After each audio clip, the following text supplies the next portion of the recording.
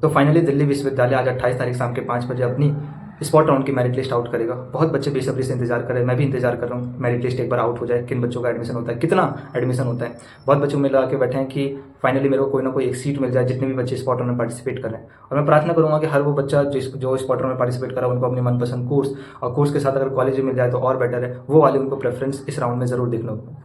और एक तरीके से ये पॉसिबल होते हुए भी दिख रहा है, क्योंकि हमने स्पॉट राउंड की जो लिस्ट देखी थी उसमें सीटों की संख्या बहुत अधिक थी। चाहे हम साइंस को कोर्सेज की बात करेंगे, चाहे हम बीए कोर्सेज की बात करेंगे।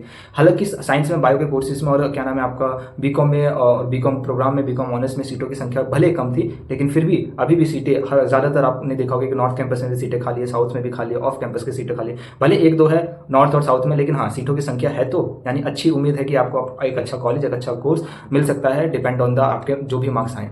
सीट मिलते ही सबसे पहले आपको एक्सेप्ट करना है। एक्सेप्ट करने के बाद लगभग कॉलेज के पास कल 29 तारीख शाम के 5 बजे तक डॉक्यूमेंट वेरिफिकेशन का टाइम है।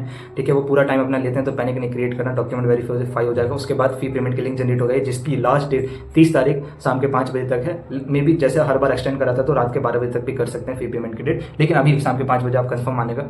उसके अलावा आपको क्या करना है, फी पेमेंट में एक कॉमन डाउट है कि भैया मेरे को नई फी, मान लीजिए मैंने विड्रॉ लेके आया था तो मेरी पुरानी फीस कॉलेज के पास ऑलरेडी सबमिट है, यूनिवर्सिटी के पास, क्या वो फीस यहाँ एडजस्ट हो जाएगी? तो पॉसिबिलिटी है कि एडजस्ट हो जाएगी। ठीक है, अगर इनकेस एडजस्ट नहीं होती है तो आपको नई वाली पेमेंट करनी चाहिए अपनी सीट को फिक्स करने के लिए, मतलब उसमें एडमिशन लेने के लिए। बिकॉज अगर फी पेमेंट नहीं करेंगे तो एडमिशन कैंसिल हो जाएगा आपका, और जो पुराना वाला अमाउंट है वो आपको with in the 3 month refund कर दिया जाएगा। लेकिन पहला वाला केस मैं कहूँगा कि ज़्यादा पॉसिबिलिटी है, लगभग 80% पॉसिबिलिटी की पहला वाला केस ही आपका होगा। सीट को एक्सेप्ट करते ही, फी पेमेंट करते ही आपके पास क्या नाम है फर्दर अपग्रेडेशन का मौका नहीं है, फी स्लिप जनरेट हो जाएगी। मैं कहूँगा अगले दिन से कॉलेज जाना चालू करें जितना जल्दी हो सके, क्योंकि कॉलेज की क्लासेस चल रही है, सब्जेक्ट अलॉटेड हो गए हैं। मैं कहूँगा कि आप लोग भी जल्दी से जल्दी कॉलेज जाओ, अपने सब्जेक्ट चूज करो एंड क्लासेस को अटेंड करना चालू करो। ठीक है, बाकी वो बच्चे जिनको अभी भी स्पॉट राउंड में सीट नहीं मिली तो बड़ी दुख की बात है कि धीरे धीरे मौका खत्म होते जा रहा है। लेकिन हाँ, आगे फर्दर स्पॉट राउंड 2 आने की उम्मीद तो मेरी तरफ से नहीं है, लेकिन हाँ अगर संख्या ज़्यादा हुई सीटों की जब भी आएगा, लेकिन लगभग 90% चांस है कि स्पॉट राउंड 2 नहीं आएगा, आगे मॉप अप राउंड आएगा जिसको क्लास 12 के मार्क्स के बेसिस पर करा जाएगा। तो मोस्ट प्रोबेबली चांस है कि अगर आपका सीयूटी का मार्क्स खराब है लेकिन क्लास 12 के मार्क्स अच्छे हैं